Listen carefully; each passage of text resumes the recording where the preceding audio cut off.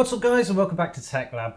So if you're an avid follower of the channel, you'd have actually seen this case before. It's the AvP Opius. It's a mid-tower budget case that we bought a long time ago, which I've used for a lot of videos to demonstrate fan mounts, airflow, vertical GPU mounts, things like that.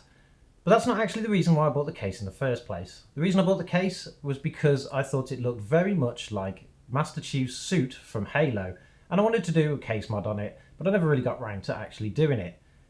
Now, because of the release of Halo Infinite is actually coming up, it's not that far away, I thought why not get a chance to do it and show you how we could actually mod a case like this, really simply, to a theme of your favourite game.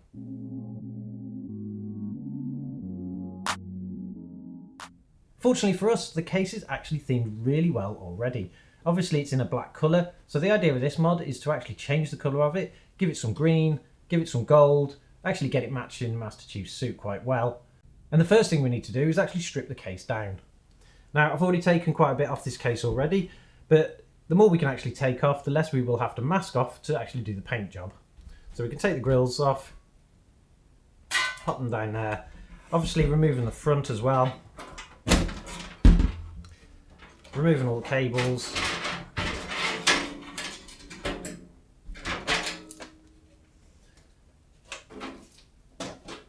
Parking the front for a minute. We've actually got our chassis left. Now I want to take the feet off this because I don't want to actually colour them up, so that's just a case of getting a screwdriver and just removing the feet. Now as far as the chassis goes, all we need to do now is actually mask everything up. What we don't want to do, we don't want to do the front, we don't want to do the back, and we don't actually want to do the internals, but we do want to actually make sure that we put this frame that the glass will sit on in the colour too. So it's basically going to be side, top and other side. To mask it up, we're simply going to just use some standard masking tape, get our lines, probably put a piece of cardboard in the front here behind because obviously it won't use as much masking tape. And then once we've done that, it's ready down to key it all up.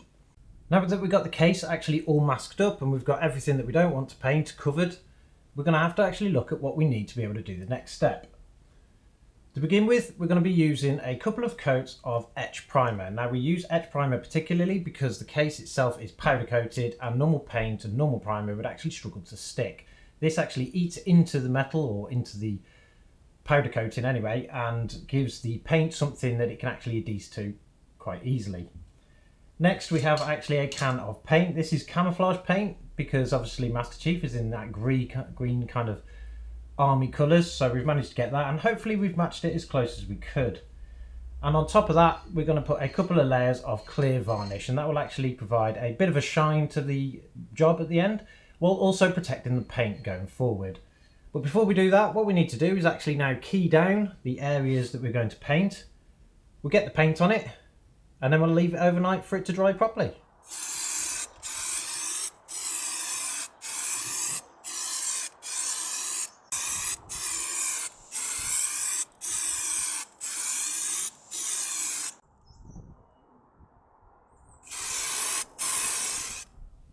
So while we wait for the chassis to dry, we've got to actually tackle the front. Now the front is actually a Perspex panel that sits in the front here, and it's an ABS plastic all the way around. But we need to strip this down so that we can actually get some paint on it. The first thing we're going to do is actually remove the I/O ports from all the top and mask off the actual lights, which we'll do with a little bit of putty because they are actually glued in, so we can't really take them out. And then the glass panel itself has these little clips all the way around that we'll take out, and it should just drop straight out.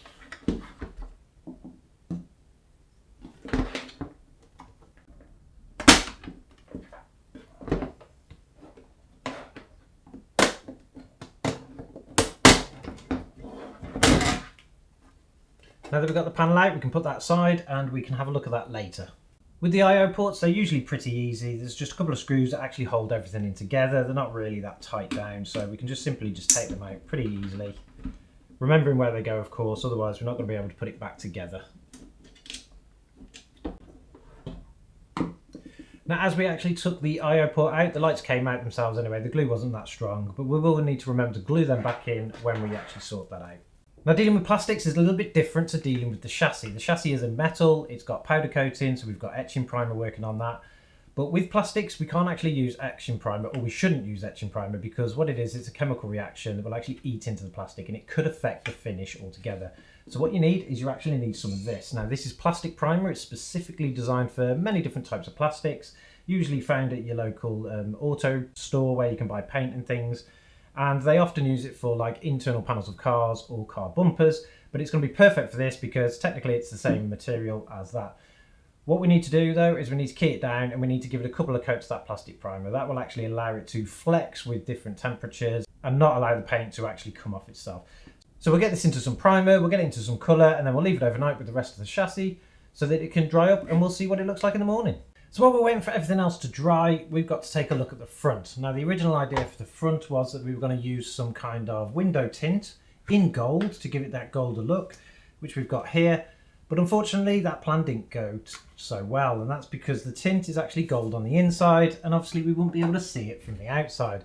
So instead we're going to go with a different approach. Because our plastic primer is clear, what we're going to do is we're going to key up the front and put it into a plastic primer. Then we're going to use a light gold spray with just a couple of light coats, so it gives it a bit of colour, but the light will still actually be able to go through it. So that's what we're going to do next, and then everything will dry overnight and we'll put it all together again tomorrow and see how it looks. So it's been a couple of days since we actually did the paint job on the case, and it's had more than enough time now to go off, and it looks really good. The case itself came out beautifully. The green I think is just perfect for what we're trying to do, and the paint job itself actually came out really well. We managed to keep the texture of the original case, which is really awesome. The front as well came out perfect. That plastic primer worked really well, but there was an issue, and this is why it took a couple of days to get here. So the front that we painted in gold actually came out like this, and I'm not very happy with it at all. It's just not the right colour at all. So instead we've decided to go a different route, and we're going to use a piece of vinyl wrap. Now I've managed to pick up this piece of vinyl wrap here. It's a chrome gold, which is going to go much better with the actual theme that we're doing around the Master Chief helmet in particular. And it's really easy to install. It's actually one of the easiest materials that I find to use because it's quite adaptable, it's durable, and you can stretch it around pretty much anything once you know how to do it. So we'll get that installed onto the front and we'll put the case back together and see what it looks like. So like I say, vinyl wrap is really easy to actually work with, and particularly on a shape like this. So it's simply just 3 flat edges. There's no real things to bend it round or actually flex it around. So I think we're going to actually have a really good job to do here. All we need to do this is the vinyl wrap itself, a soft kind of squeegee thing, which you can usually pick up when you buy vinyl wrap. It sometimes comes in kits, and obviously a sharp blade to be able to trim off around the edges. All we want to do is simply peel off the back. And vinyl wrap is actually quite thick, so unfortunately we're not going to be able to see any lights through the front anymore, but then I had to put that many coats of paint on. We couldn't anyway. And I always thought it's better to get it right than actually have it the wrong colour, but we'll see how this goes now. Laying the vinyl wrap down onto the middle. Now vinyl wrap is pretty easy again, like I say, to work with. You can actually push out a lot of the defects. What you want to do is make sure that there isn't anything actually underneath the vinyl wrap itself, like dust or particles, because you will see it through the beginning. But you can just simply push all the bubbles to the edge. Now if you do get issues doing this, particularly if you've got something that is quite weirdly shaped, you can actually apply a little bit of heat and flex the vinyl wrap around it. You want to make sure that you don't actually change the shape though of the if there's any pattern or anything like that on the vinyl wrap, because if you stretch it too far when you've got a pattern, you'll actually distort the shape. But apart from that, with this kind of shape we're pretty easy going because we've only got 3 flat sides to go. So we'll just keep putting this on, and then once we've got it to the edges and we've got all the air bubbles out, we can then trim around the edges and see how it looks. Another beautiful thing about vinyl wrap is that you can always remove it if you make a mistake, so you can actually just peel it back, brush off any dust that you've got under there, and I had a few little particles under it so I could see it straight through the front. You want to make sure that they actually get removed, and then you can reapply it and thin it back out again. If you do get any lines in it, actually what you can do is you can add a little bit of heat and you can just flatten them out basically, which is pretty cool. Now that we've got the wrap installed, this one actually does have a clear coat over the top, which is there to protect the wrap itself. So we can simply just peel that off and it'll bring back our beautifully shiny chrome gold. For any leftover bubbles on the edges, we can simply push them out with our squeegee sponge. You can use a sponge, or you can buy these things, usually just from wherever you buy the wrap from. Like I say, it sometimes comes in kits. Squish all the edges down, and then that's ready for installing. Now that we've got the case back together again, I hope you can actually see what I was trying to aim for in the first place. I'm really impressed with the job that came out. I think the green is beautiful.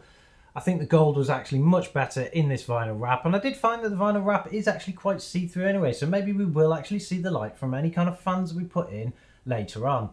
Now, I'm not sure what I'm going to actually put into this system yet because I don't actually have any parts, but I was thinking to continue on with the theme and use something from the Asus Tough Gaming range.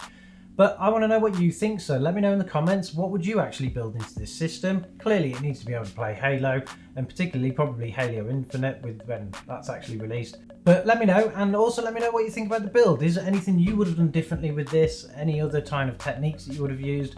Feel free to join the community on our Discord channel, the link is in the description below, and share any mods that you've done too.